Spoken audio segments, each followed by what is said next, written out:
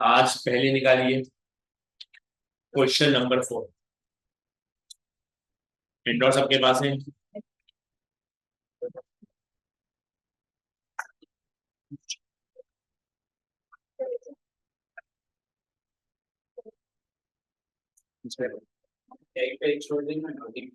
हाँ सर जी, जो last question मैंने करवाया था उसके बाद रजिस्टर में एक सिंगल साइड पेज छोड़ दीजिएगा नोट्स के लिए।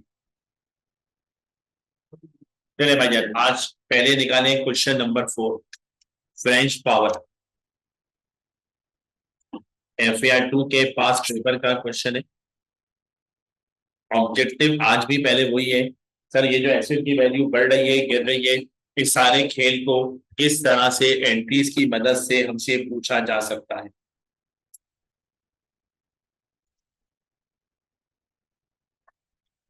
French Power Limited uses the revaluation model for subsequent measurement of its property, plant and equipment, and has the policy of revaluing its assets on an annual basis using the net replacement value method. Following information, हाँ madam मैंने अभी कहा भी है, question 5 के बाद एक page छोड़ दीजिएगा नोट्स के लिए, एक पेज, एक single side page. Now following information relate to company plant. The plant was purchased on 1st July 9 at a cost of 360 million. It is being depreciated on a straight line basis over 10 years. The details of previous revaluation carried out by the independent valuer are as follows. एक ही plant है जो कि 360 million का ले रहा है जुलाई 9 में, 10 साल की लाइफ है, स्ट्रेट लाइन पे डेप्रिशिएट करवाना चाह रहा है और इंडिपेंडेंट वैल्यूअर से रीवैल्यू करवा रहे हैं 3 बार। पहली बार जुलाई 10 में करवा रहा है, फेयर वैल्यू सामने आई है 400 मिलियन। फिर जुलाई 11 में करवा रहा है 280 मिलियन। फिर जुलाई 12 में भी आ रही है 290 million. Company transfer the maximum possible amount from the revaluation surplus to retained earnings on an annual basis. There is no change in the useful life of the plants required. Prepare journal entries to record the above transactions from the date of acquisition of the plant to the year ended 30th June 13th. आपने entries बनानी है date of purchase से लेकर 30 जून 13 तक, और date of purchase question में है जुलाई 9। तो पहला साल बनेगा 9-10, दूसरा बनेगा 10-11, फिर 11-12, 12-13, 4 साल की एंट्री बनानी है। इस सवाल का सीक्वेंस भी कुछ ऐसा ही बनेगा कि पहली बार में वैल्यू बढ़ जाएगी, दूसरी बार में बड़ी भी वैल्यू गिर जाएगी और तीसरी बार में गिरकर फिर बढ़ेगी। पहली बार में ज्यादा प्रॉब्लम नहीं है, दूसरी बार में भी नहीं है, लेकिन जब ये गिरी हुई वैल्यू दोबारा बढ़ती थी, आपको याद होगा वहां पर थोड़ी सी डेट वाइज ट्रांजेक्शन रिकॉर्ड कर रहे हैं। इस सवाल में जो एसेट इन्वॉल्व है वो है प्लांट, और प्लांट इसने लिया है जुलाई 9 में।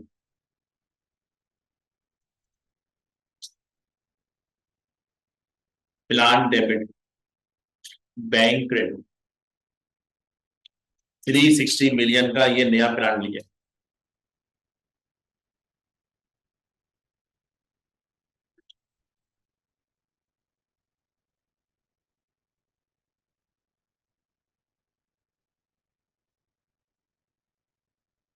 नेक्स्ट,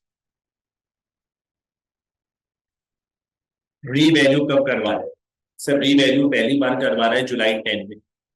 जुलाई 10 एक साल के बाद आएगा, और रिक्वायरमेंट में लिखा हुआ है हमारा जो ईयर एंड है वो 30 जून को हो रहा है। तो जुलाई 9 में एसिड दिया था, जो पहला 30 जून आएगा वो आएगा 30 जून 10, और 30 जून 10 तक रीवैल्यू नहीं कराए। ठीक है सर, कल करेंगे, कल जुलाई 10, और कल नया साल शुरू हो जाएगा।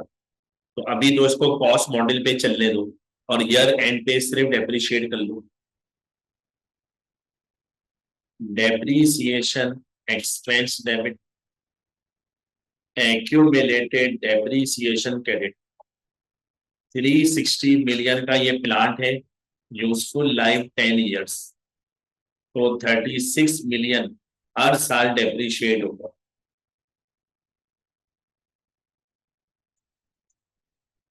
पहले साल में इससे ज्यादा और कोई एंट्री हमारी समझ में नहीं आ रही।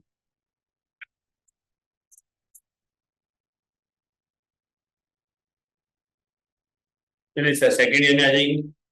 नया साल शुरू हुआ 1 जुलाई 10।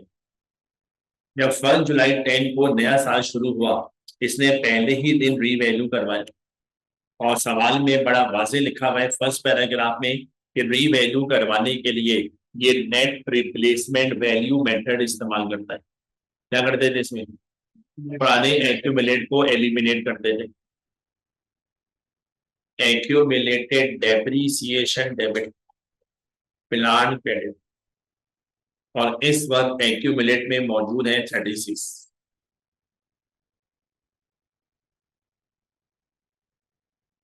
अब हमारा एक्यूमुलेट एलिमिनेट हो गया और हमारा एसेट बुक वैल्यू पे आ गया। अब हम इसको पहली बार रीवैल्यू करने जा रहे हैं। जब पहली बार रीवैल्यू करेंगे तो कंपैरिजन की वर्किंग बनाएंगे। वर्किंग नंबर 1, 1 जुलाई 10। जिस दिन रीवैल्यू करवाते हैं सबसे पहले हमें उस दिन का कैरिंग अमाउंट चाहिए। सर ये 360 मिलियन का प्लांट है। अब तक 36 मिलियन डेप्रिशिएट होने के बाद 324 का बचा हुआ है। जब ये 324 का बचा हुआ था, इंडिपेंडेंट वैल्यूअर ने बताया अब इसकी फेयर वैल्यू 400 चल रही है। 76 मिलियन से वैल्यू बढ़ गई और पहली बार में बढ़ गई। जब पहली बार वैल्यू बढ़ती है आप सरप्लस में ट्रांसफर करते हैं। अब इसकी भी प्रॉपर एंट्री बनेगी।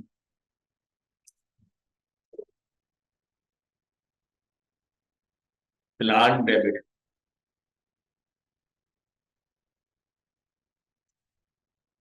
सरप्लस ऑन रीवैल्यूएशन क्रेडिट, नहीं है सर। और ये वैल्यू आपने वर्किंग 1 से निकाली है 76। हम इसे बेटा सरप्लस के अकाउंट भी कहते हैं और इसको एक नाम और भी दे सकते हैं, स्लैश। आपकी बुक में उसका भी जिक्र है। इसे आप अदर कॉम्प्रिहेंसिव इनकम में भी दिखा सकते हो।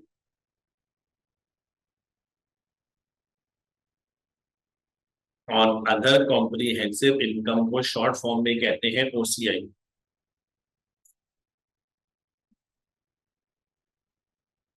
ठीक है सर। वैसे तो अदर कॉम्प्रिहेंसिव इनकम आपके सिलेबस में नहीं है, लेकिन एक बुक में सवाल दिया हुआ है विस्ता हिल लिमिटेड कैसे से, उसके अंदर अदर कॉम्प्रिहेंसिव इनकम बना के उसने समझाया कि ये है क्या चीज। अदर कॉम्प्रिहेंसिव इनकम FAR 2 के सिलेबस में है और वहां पे फाइनल अकाउंट में पूछा भी जाता है। लेकिन क्योंकि फाइनल अकाउंट अब ऑफिशियली FAR 1 में आ गया, तो जैन पढ़ा रहा है आपको, तो इंशाल्लाह बताएंगे आपको कि अदर कॉम्प्रिहेंसिव इनकम की स्टेटमेंट कैसे बनती है। पूरी स्टेटमेंट तो आपके सिलेबस का पार्ट अभी भी नहीं है, छोटा सा एरिया दिखाना है कि इसका बेसिकली बनाने का मकसद क्या होगा।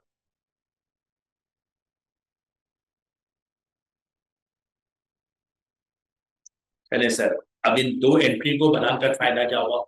इन दो एंट्री को बना के हमें फायदा ये मिला कि हमारा एसिड रीवैल्यू हो गया और रीवैल्यू होकर अपनी फेयर वैल्यू पे आ गया। तो वो कैसे? देखिए, प्लांट में हमने डेबिट में लिखा था 360, फिर प्लांट को क्रेडिट करा 36, 360 - 36 324, फिर प्लांट को डेबिट करा 76, 324 + 76 400। अब ये जितनी एंट्री अभी तक बनी है उसके रिजल्ट में ये प्लांट इस वक्त 400 रुपए का रिकॉर्ड में मौजूद है। और 400 रुपए कौन है? आज की फेयर वैल्यू। और यही हम चाहते थे कि भाई तो फ्री वैल्यू होके आज की फेयर वैल्यू पे आ जाए। अब इसको आप इस्तेमाल करते रहो, इस्तेमाल करते करते ईयर एंड पे डेप्रिशिएट करो। अब हमें ईयर एंड मिलेगा 30 जून 11। Depreciation expense debit, accumulated depreciation credit, जब कोई एसेट रीवैल्यू हो जाता है तो अब उसका डेप्रिसिएशन फेयर वैल्यू पे निकलेगा। अब इसकी फेयर वैल्यू है 400। क्वेश्चन के लास्ट पॉइंट में लिखा हुआ है लाइफ में कोई चेंज नहीं है, लेकिन बहरहाल अगर चेंज नहीं है, जब भी एक साल तो निकल चुका है ना, क्योंकि एक साल का डेप्रिसिएशन तो पहले ही निकला हुआ है। तो इसकी लाइफ थी 10 साल, उन 10 में से एक साल का डेप्रिसिएशन ऑलरेडी निकला हुआ है। अब रिमेनिंग लाइफ है 9 साल। 400 मिलियन फेयर वैल्यू वाला अब 9 साल पे डेप्रिशिएट करवाओ। 44.44। क्या इंक्रीमेंटल डेप्रिसिएशन है? सर बिल्कुल है, बिल्कुल है। अगर रीवैल्यू ना करते तो ये ऐसे हर साल 36 डेप्रिशिएट होता। जो हर साल ओरिजिनल कॉस्ट पे 36 रुपए डेप्रिशिएट होता, अब वो 44 हो रहा है। 36 से ज्यादा हो रहा है, जो ज्यादा हो रहा है वो इंक्रीमेंटल है, उसको ट्रांसफर कर देना चाहिए।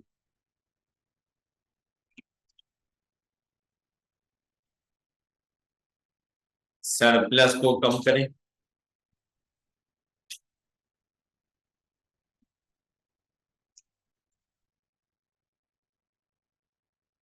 Retain earnings credit.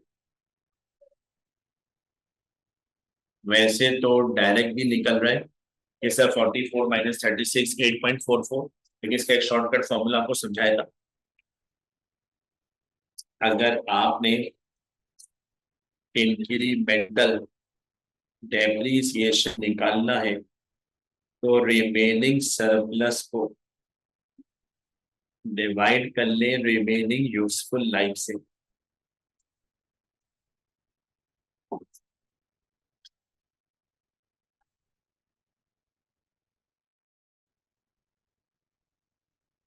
सरप्लस आपके पास है 76 और रिमेनिंग लाइफ आपके पास है 9 इयर्स।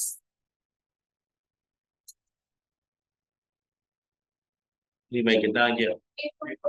8.44 डायरेक्ट पकड़ में आ गया।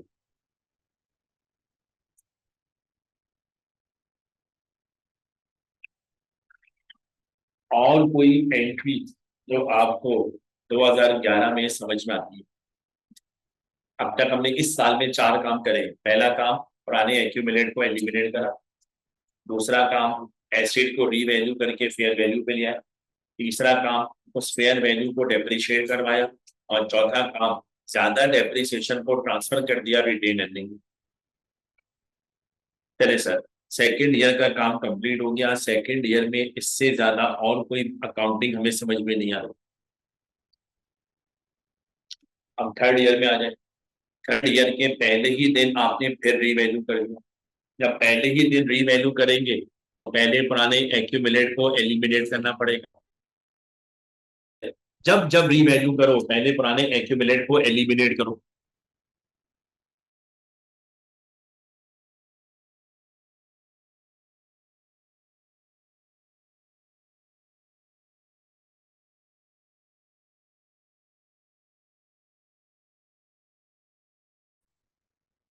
अब जो एक्यूमुलेट एलिमिनेट होगा वो सिर्फ पिछले साल का होगा, क्योंकि जो उससे पुराना वाला था वो तो पहले ही खत्म हुआ हुआ है। तो ऐसे समझाने के लिए काम कर रहा हूँ, आपने पेपर में नहीं करना है। ये देखो, पहले साल का एक्यूमुलेट था 36, लेकिन वो खत्म हो चुका है। ये इससे कैंसिल होगी, ये तो भाई नहीं। इसके बाद एक्यूमुलेट जमा हुआ हुआ है 44। अब ये बाकी है, अब जो एलिमिनेट होगा वो ये 44 होगा। पेपर में कट करके मत दिखा देना। पेपर में कट करने का मतलब होता है कि आप एग्जामिनर को बोल रहा हो ये चीज चेक ना करे, ये चेक ना करे। ठीक है सर, और मैं समझाने के लिए कर रहा हूँ आपको।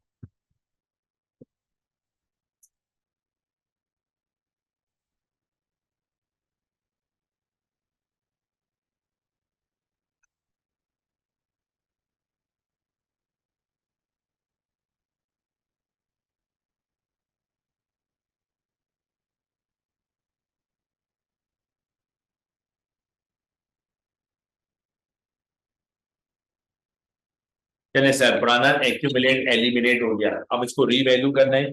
जब जब रीवैल्यू करें कंपैरिजन की वर्किंग जरूर बना लिया करें। वर्किंग नंबर 2, 1 जुलाई 11 वाले दिन के लिए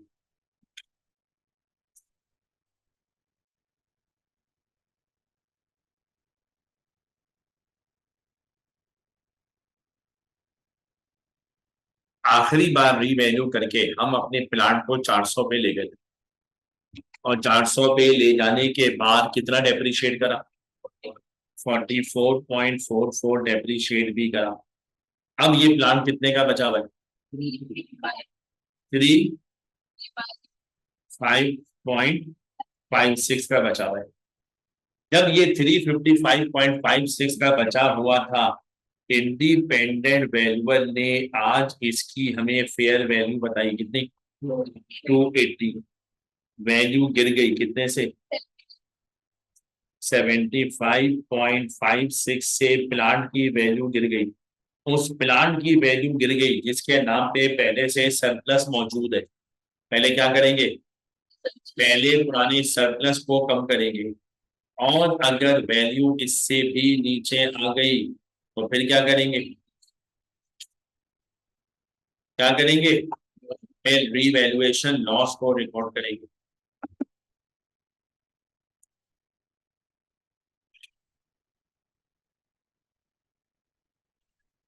1 जुलाई 11 को प्लांट की वैल्यू गिरा दो।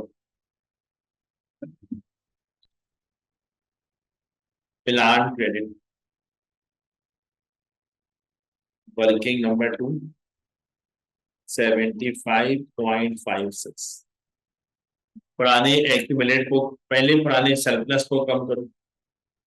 Surplus on revaluation debit. Surplus में टोटल अमाउंट कितना गिरा था? टोटल कितना गिरा था? 76। उस 76 में से कितना निकाल चुके थे? 8.44 ऑलरेडी निकाल के रिटेन अर्निंग में ले गए थे। इस वक्त सरप्लस में कितना अमाउंट बचा हुआ है? 67.56। तो सरप्लस ज्यादा से ज्यादा 67 से इस वक्त कम कर सकते हैं, लेकिन वैल्यू तो उससे भी ज्यादा गिर गई। वो कहलाएगा रीवैल्यूएशन लॉस 8 मिलियन।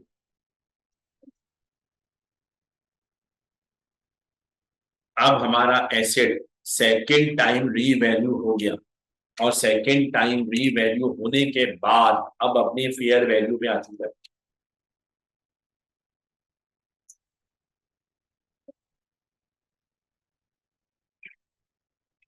चले सर, अब क्या करूं?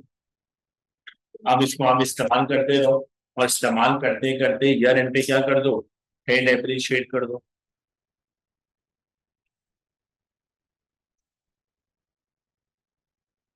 अब ईयर एंड आएगा 30 जून 12। Depreciation expense debit, accumulated depreciation credit.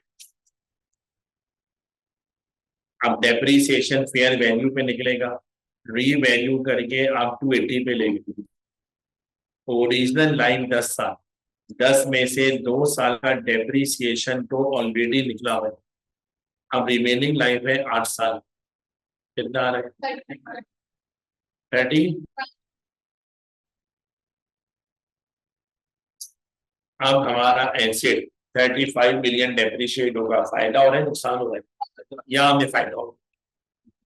Compare original के साथ करना। ओरिजिनल अगर कभी भी रीवैल्यू ना करता तो हर साल कम से कम कितना डेप्रिशिएट करता? 36। अगर कभी भी रीवैल्यू ना करता तो मैं हर साल 36 डेप्रिशिएट करता। अब 35 कर रहा हूँ, 36 से भी कम कर रहा हूँ। 1 रुपए का डेप्रिसिएशन कम चार्ज हो रहा है। क्या नाम रखा था इसका? Decremental depreciation.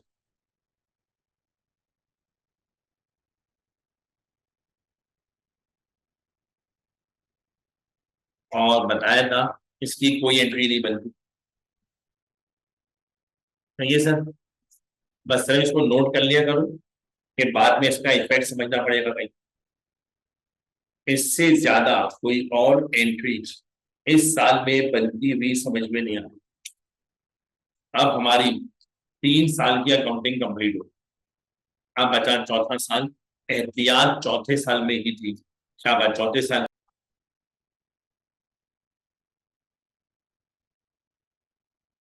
आखिरी साल के पहले ही दिन आप रीवैल्यू कर, जब जब रीवैल्यू करेंगे पहले पुराने एक्यूमुलेट को एलिमिनेट करेंगे।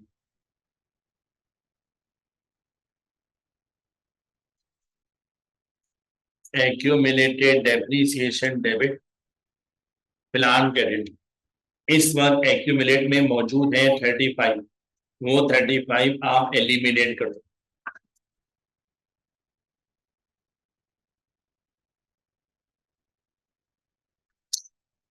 अब आप तीसरी बार रीवैल्यू करने जा रहे हो, जब जब रीवैल्यू करें वर्किंग पे आ जाइए।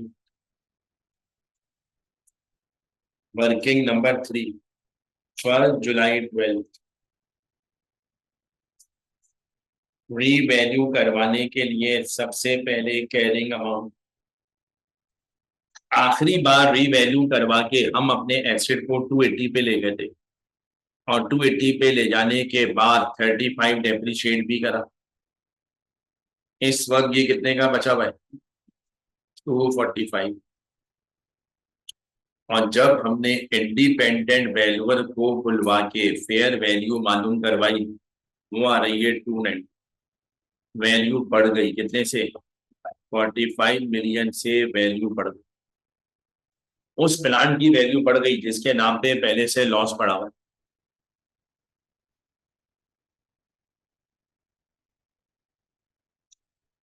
प्लांट की वैल्यू बढ़ानी पड़ेगी, प्लांट डेबिट 545। अब क्योंकि इस प्लांट के नाम पे पहले से लॉस पड़ा हुआ है, तो पहले पुराना लॉस रिवर्स होगा। लॉस जिस साल में रिवर्स होता है उस साल की इनकम बनती है।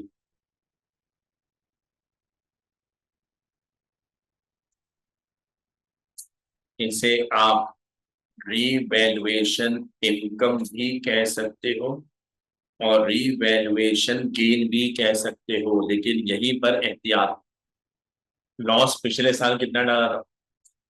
लॉस डाला था 8 रुपए का। उस 8 में से कितना लॉस खुद ब खुद रिवर्स हो गया है? 1 रुपए का लॉस खुद ब खुद रिवर्स हो गया है, डिक्रीमेंटल। कितना लॉस रिवर्स होना बाकी है? 7 मिलियन का लॉस और रिवर्स। ठीक है सर।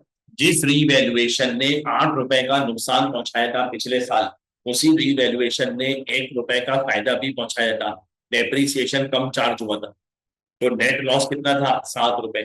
बस 7 रुपए लॉस कर दो तो ये एसेट ऐसा हो जाएगा जैसे कभी इसकी वैल्यू गिरी ही नहीं थी। और अब इससे ऊपर वैल्यू अगर गई है तो वो है सरप्लस ऑन रीवैल्यूएशन। कितना? 30। अब हमारा एसिड रीवैल्यू हो चुका है थर्ड टाइम। बस जो एहतियात थी तो मैंने आपको दोबारा रिकॉल करवा दी। अब क्या करना है? फिर इस्तेमाल करना है, और इस्तेमाल करते करते ईयर एंड पे फिर डेप्रिशिएट कर देना है। अब ईयर एंड आएगा 30 जून 13। Depreciation expense debit, accumulated depreciation credit. ठीक है सर।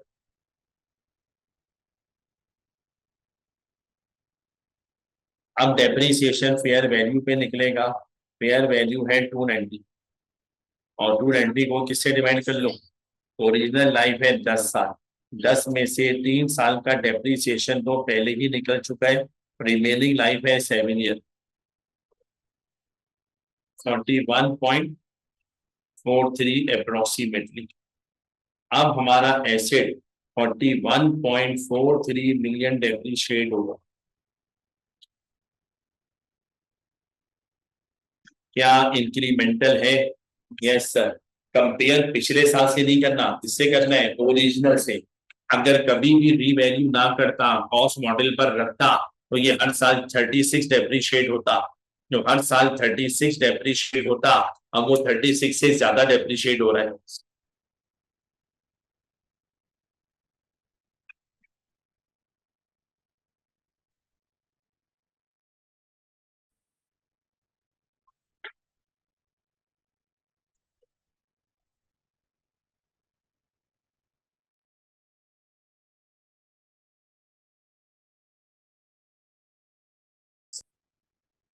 Retain earnings credit. अब इंक्रीमेंटल डेप्रिसिएशन निकालने के लिए रिमेनिंग सरप्लस, सरप्लस कितना बढ़ा हुआ है? सरप्लस ये पड़ा ना बेटा, कितना बढ़ा हुआ है? 38। Remaining surplus divided by remaining life 7 साल, 4.43।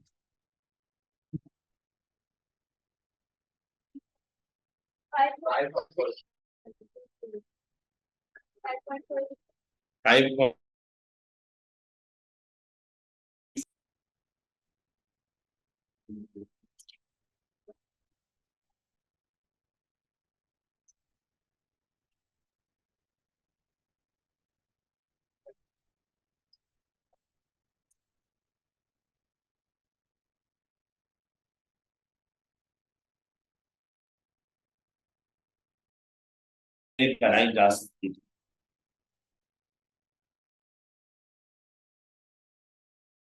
ये सबके साथ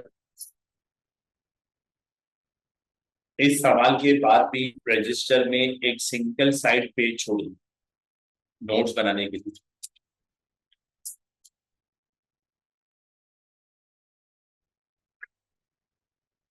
अब आप आ जाओ question number 2।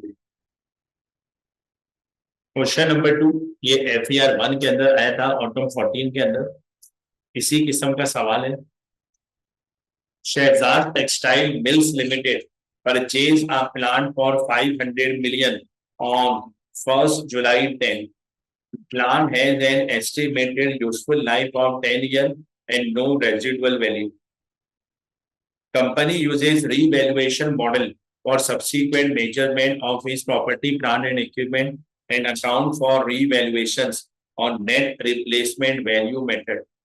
The detail of revaluations performed by an independent firm of valuer are as follows. Revaluation model follow करना चाह रही है, इसके लिए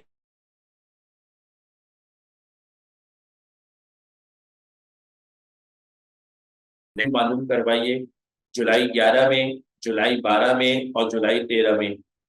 रिक्वायरमेंट सेम है।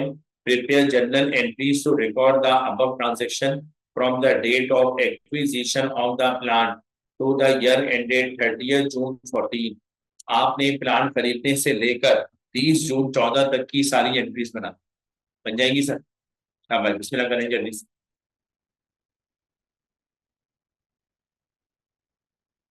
देखिए अभी आप सोच रहे होंगे यार सर माजिद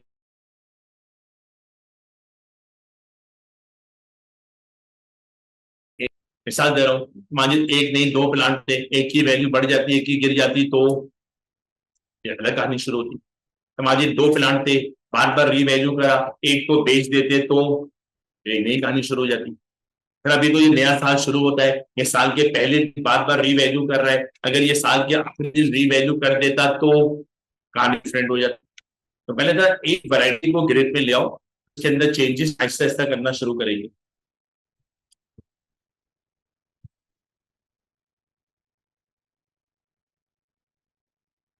इस क्वेश्चन में प्लांट परचेज कर रहे हैं जुलाई 10 में।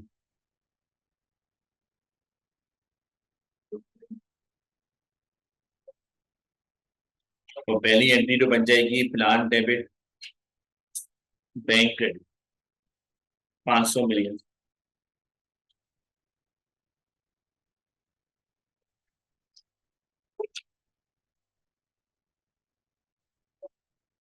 रिक्वायरमेंट में लिखा हुआ है ईयर एंड 30 जून है। अब 30 जून हमें मिलेगा 30 जून 11 और 11 तक रीवैल्यू करवाया नहीं है। देखिए सर रीवैल्यू करेंगे जुलाई 11, कल करेंगे, कल नया साल शुरू हो जाएगा। तो अभी तो कॉस्ट मॉडल पे चलने दो और कॉस्ट मॉडल पर डेप्रिशिएट करवा लो। Depreciation expense debit accumulated depreciation credit. ये 500 मिलियन का प्लांट है और इसकी यूजफुल लाइफ हमें गिवन है 10 ईयर। 50 मिलियन से ये प्लांट डेप्रिशिएट हो जाएगा। पहले साल में इससे ज्यादा और कोई एंट्री समझ में नहीं आ रही।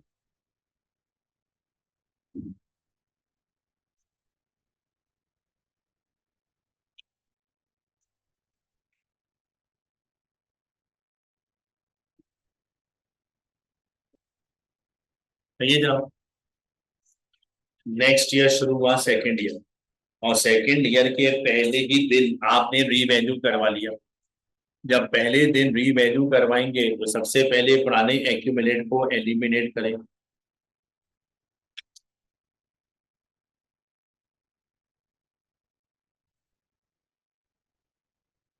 Accumulated depreciation debit plan credit, और ये 50 मिलियन आप एलिमिनेट करें।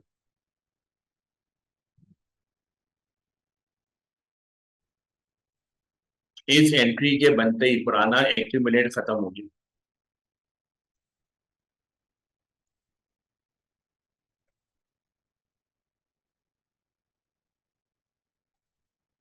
अब क्या करूं? अब रीवैल्यू करवाना है तो कंपैरिजन पे आना पड़ेगा। कंपैरिजन की वर्किंग बनाते हैं।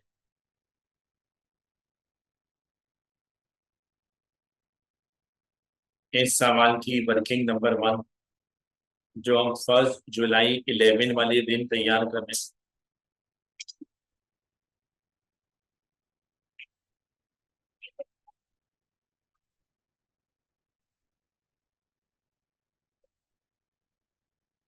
जी भाई, कैरिंग अमाउंट सर इसकी कॉस्ट ही 500। 50 मिलियन डेप्रिशिएट होने के बाद अब ये 450 का बचा हुआ है। जब ये 450 का बचा हुआ था, इंडिपेंडेंट वैल्यूअर ने फेयर वैल्यू बताई 575। वैल्यू बढ़ गई 125 मिलियन से, वैल्यू पहली बार में बढ़ गई। जब पहली बार में वैल्यू बढ़ेगी कहाँ ले जाइए? सरप्लस के अकाउंट में।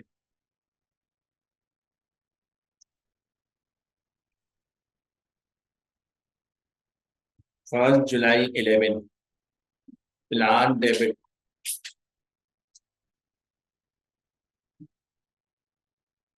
Surplus on revaluation credit. Working number 1 से आपने 125 मिलियन की फिगर निकाली। अब आपका प्लान रीवैल्यू हो गया है और रीवैल्यू होकर अपनी फेयर वैल्यू पे आ चुका है। अब जब ये प्लान रीवैल्यू होके अपनी फेयर वैल्यू पर आ गया, अब क्या करना है? अब इसको इस्तेमाल करते रहो और ईयर एंड पे डेप्रिशिएट करो। अब ईयर एंड आएगा 30 जून 12।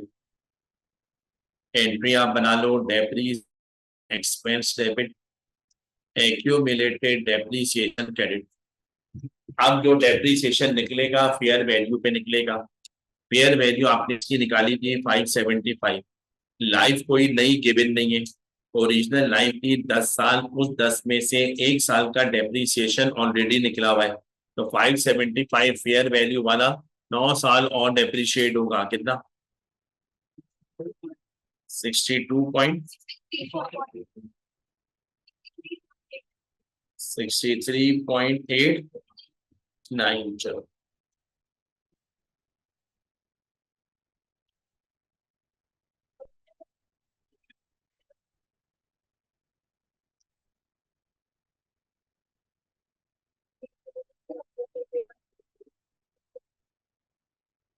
जी सर, क्या इंक्रीमेंटल डेप्रिसिएशन है? Yes sir. अगर रीवैल्यू ना करते तो ये एसेट हर साल का 50 रुपए, अब 50 से ज्यादा हो रहा है।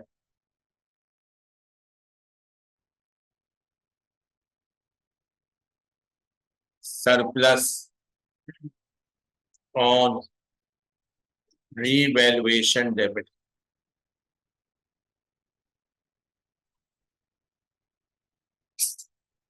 Retained earnings credit. अब जब आप इंक्रीमेंटल डेप्रिसिएशन कैलकुलेट करेंगे तो इसके लिए आपको चाहिए रिमेनिंग सरप्लस। सरप्लस कितना पड़ा हुआ है? 13 89 का सरप्लस है, रिमेनिंग लाइफ सरप्लस पड़ा हुआ है 125 का,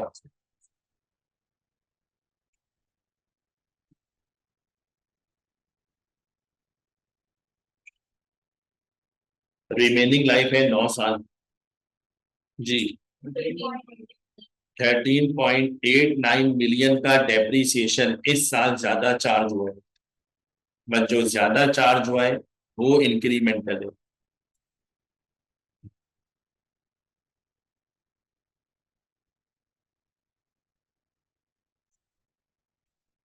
अब हमारी 2 साल की अकाउंटिंग कंप्लीट होगी।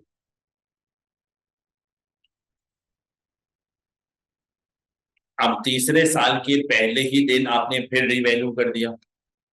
जब जब रीवैल्यू करेंगे पहले पुराने एक्यूमुलेट को एलिमिनेट करेंगे।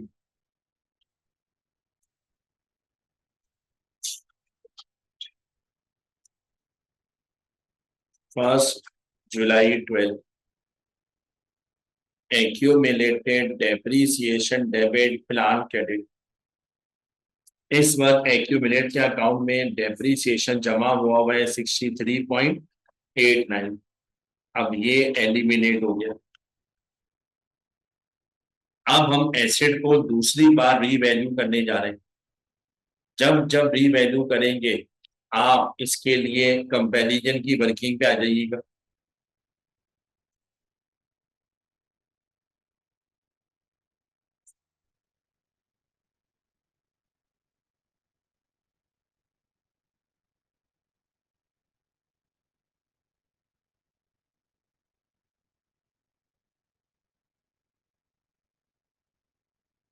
कैरिंग अमाउंट आखिरी बार रीवैल्यू करके एसिड को हम 575 पे ले गए थे। 575 वाले को 63.89 डेप्रिशिएट भी करवाया था। इस वक्त वो कितने का बचा हुआ है? 511.11। जब ये 511 का बचा हुआ था, इंडिपेंडेंट वैल्यूअर ने फेयर वैल्यू अब क्या बताई? 390 मिलियन। वैल्यू गिर गई कितने से? 121.11 मिलियन से वैल्यू गिर गई।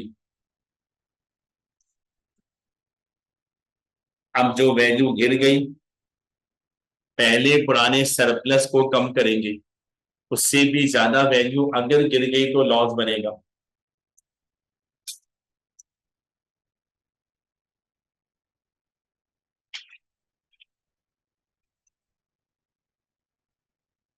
फर्स्ट जुलाई 12 प्लान की वैल्यू गिरानी है, प्लान क्रेडिट,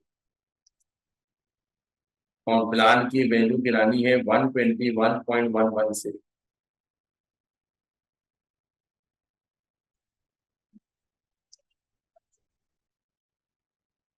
पहले पुराने सरप्लस को कम करें। टोटल सरप्लस इसका आया था 125। उस 125 में से इंक्रीमेंटल के नाम पर कितना निकाल चुके हो? 13.89 तो पहले ही इस्तेमाल हो चुका है। तो ज्यादा से ज्यादा सरप्लस कितना इस्तेमाल कर सकते हो? और जो वैल्यू इससे भी ज्यादा अगर गिर गई वो रीवैल्यूएशन लॉस कितना है? 10 मिलियन। अब इस एसिड के नाम पे पुराना सरप्लस खत्म हो चुका है, इसके नाम पे लॉस पड़ा हुआ है और वो भी 10 रुपए का पड़ा हुआ है। चलिए सर, अब क्या करना है? ईयर एंड पे डेप्रिशिएट कर दें। 30 जून 13 depreciation expense debit accumulated depreciation credit. अब जो डेप्रीसिएशन चार्ज होगा फेयर वैल्यू पे होगा। फेयर वैल्यू कितनी है? 390 divided by remaining life. Original life थी 10 साल, 10 में से 2 साल का डेप्रीसिएशन ऑलरेडी पिछले सालों में निकला हुआ है। 8 साल का डेप्रीसिएशन और निकलना है। 48.75 मिलियन से अब हमारा एसेट डेप्रिशिएट होगा, यहाँ भी हमें फायदा हो गया। अगर मैं कभी भी रीवैल्यू ना करता तो ये एसेट कम से कम 50 रुपए तो डेप्रिशिएट होता। जो कम से कम 50 रुपए डेप्रिशिएट होना था, अब वो 50 से भी कम हो रहा है, जिसको आप कहते थे डिक्रीमेंटल डेप्रिसिएशन। कितना आ रहा है डिक्रीमेंटल? 1.25। और बार बार बोल रहा हूं, डिक्रीमेंटल की अलग से कोई एंट्री नहीं बनती। अब हमारी 3 साल की एंट्रीज कंप्लीट हो गई, शाबाश जल्दी से लास्ट ईयर की एंट्रीज कंप्लीट।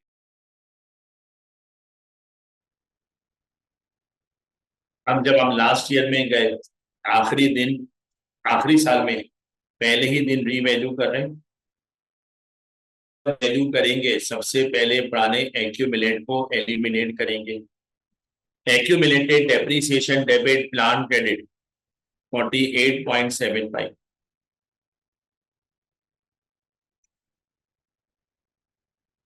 अब इसको आखिरी बार रीवैल्यू करने जा रहे हैं। जब जब रीवैल्यू करेंगे, कंपैरिजन की वर्किंग पे आ जाइए। वर्किंग नंबर 3, 1 जुलाई 13 वाले दिन।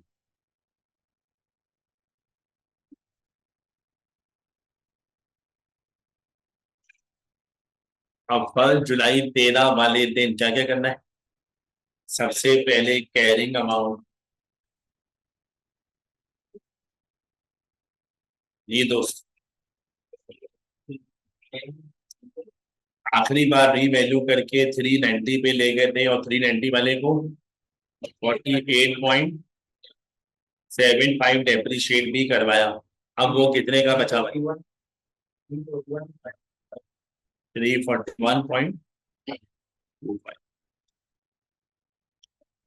सर मार्जिन की वर्किंग कहती है इस वक्त वो 341.25 का है।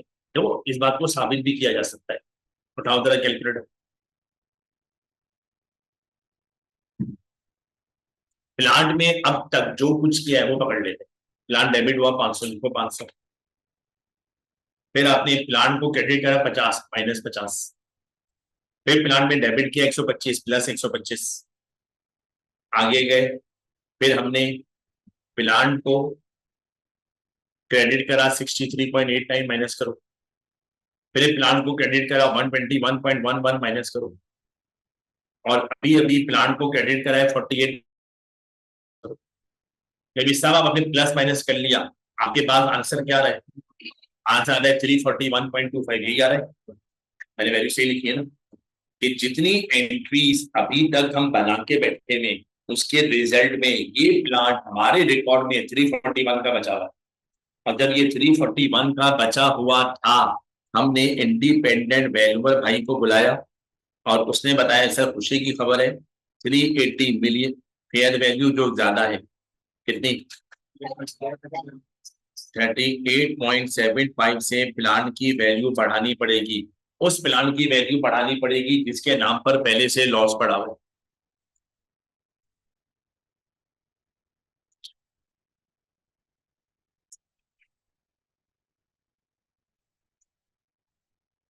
Plan debit 38.75, working number 3। और क्या करो?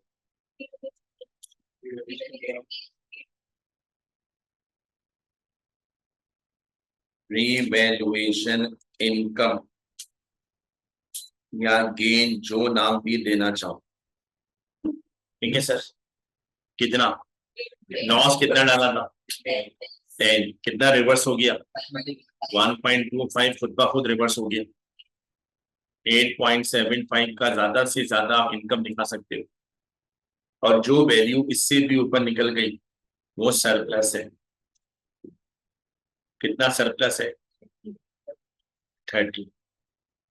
भाई मैं एज्यूम कर रहा हूँ समझ में आ रहा है सबको। भाई साहब बच्चों का खेल है, पता नहीं क्या बार बार करवाया जा रहा हूँ। चल मैं खेल देखते तो रहो। खेल तो यही है, इस खेल में वैरायटी बहुत है। आखिरी क्लास होने तक कुछ ना कुछ सीखते रहो पूरे सेशन में। अगर ना दुआ करो सरप्लस से दोस्ती हो जाए। अब बस देख रहे हैं सरप्लस है क्या। भाई तो उसको बहुत तरीकों से ढूंढना पड़ेगा हमारे को। आज सवाल इतना सीधा थोड़ी होता है कोई।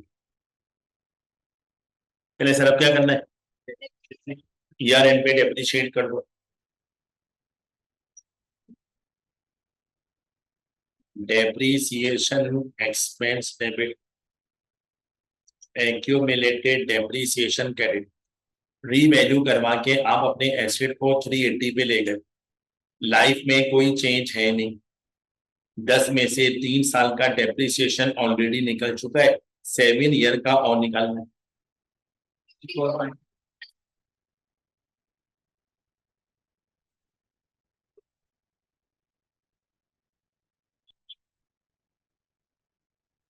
हाँ सर, है इंक्रीमेंटल।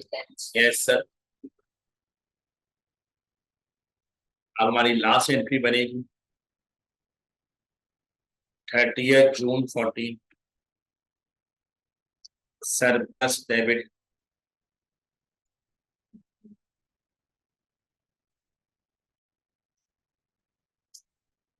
Retain earnings credit.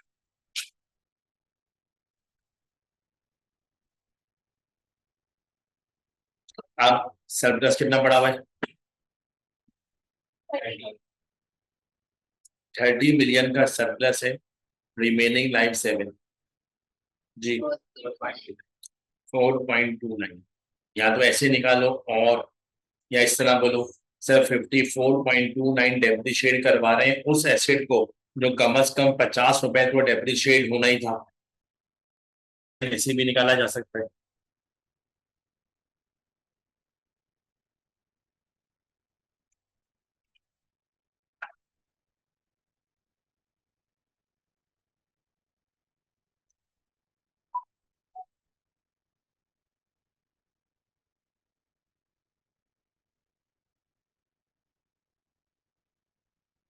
भैया समझ में आ गया सबके?